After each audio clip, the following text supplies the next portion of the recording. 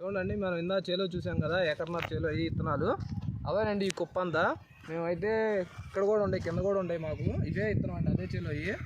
మేము రెండు కలిపి 30-32 అనుకుంటున్నాము. ఎక్కువైతే అవుతాయి కానీ తక్కువైతే కావు అవి.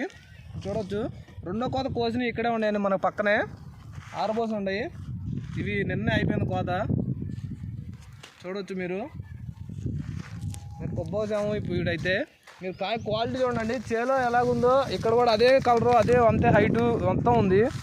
చూసుకోవచ్చు కాయ కలర్ కానీ ఏదైనా కానీ. చేలో ఎలా ఉందో అలాగే ఉంది మొత్తం. ఇదండి, ఇది కూడా అవేనండి, అదే చేలో అయ్యి. ఇవి ఇంకా ఎండలెళ్ళి అని అంతే ఉంచాము. ఎండినాక ఇవి కూడా తీసి కుప్ప మీద పోయాలి. చూడొచ్చు, అదే సేమ్ కలర్, చేలో ఎలాగుందో అలాగే ఉంది. కలర్ తేవడం రావడం ఏం లేదు, నిండు కలర్ అండి మొత్తం కూడా.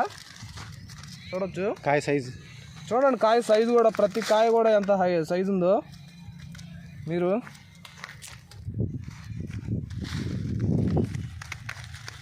చూడొచ్చు. కాయ ఎంత సైజు ఉందో కూడా ప్రతిదీ. కలర్ కూడా చూడొచ్చు మీరు.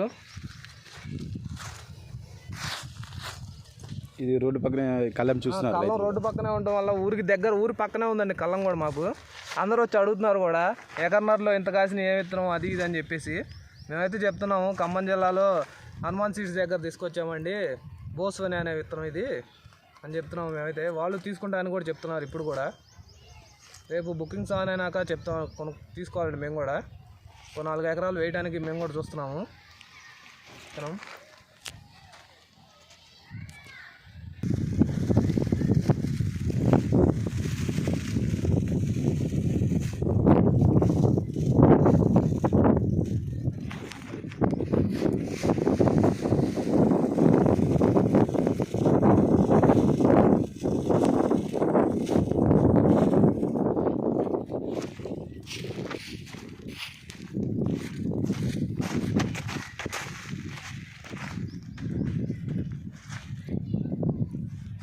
చూడండి రైతు సోదరులారా, బౌస్ని అనే వెరైటీ.